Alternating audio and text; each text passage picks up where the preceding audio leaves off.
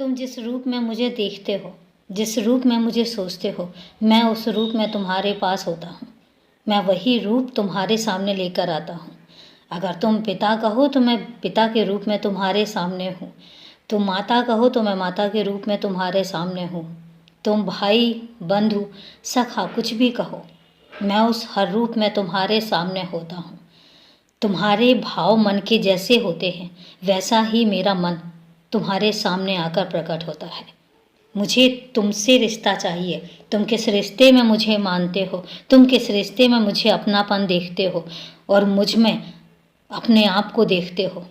एक बात याद रखना कि मैं तुमसे अलग नहीं हूँ। मैं तुम्हारा ही प्रतिबिंब हो सकता हूँ, क्योंकि तुम जिस रूप में मुझे देखोगे मैं उस रूप में तुम्हारे सामने प्रकट होऊंगा।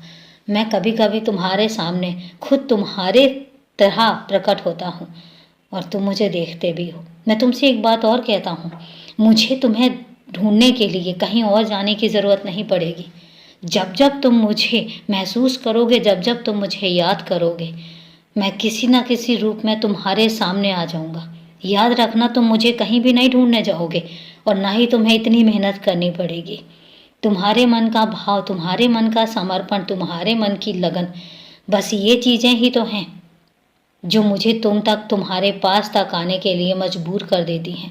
और मुझे कहीं भी ढूंढने नहीं जा पाओगे। जब भी तुम मुझे याद करोगे और जब भी तुम्हें लगेगा कि तुम अकेले हो रहे हो, तुम्हें सहारे की ज़रूरत है, तुम्हें किसी अपने की ज़रूरत है, तुम याद रखना कि मैं तुम्हारे पास एक पल भी गंवाए बिना बहुत जल्दी पहुंच जाऊंगा।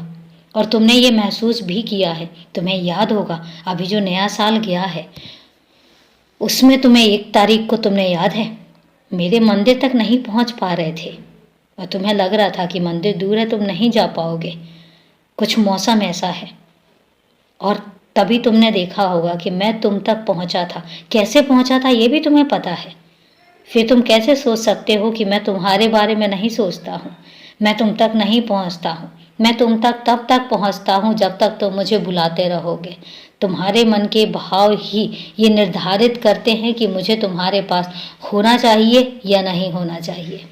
तो इसलिए तुम अगर ये सोचते हो कि मैं तुमसे नाराज़ हो जाता हूँ, तो बिल्कुल नहीं होता हूँ। और अगर मैं तुमसे नाराज़ होता हूँ तो मैं तुम्हें वहीं पर ही आदेश देता हूँ कुछ चीज़ों को ना करने के लिए और कुछ चीज़ों को करने के लिए। लेकिन उसके बाद मैं नाराज़गी नहीं दिखाता हूँ। तुमसे खफा होकर कभी नहीं बैठता हूँ और ना ही कभी होऊंगा, क्योंकि खफा होना, नाराज़ होना, ये हम दोनों की आदत में है ही नहीं। न तुम मुझसे नाराज़ होते हो, न मैं तुमसे नाराज़ होता हूँ और ना ही कभी ऐसा मौका आएगा। तो इसलिए हमेशा खुश रहा करो, हमेशा अपने काम में ध्यान दो और याद रखना, ये जो रास्ते हैं ये तुम्हें बहुत आगे तक लेकर जाएंगे। बस लगे रहो, खुश रहो, हमेशा खुश रहो।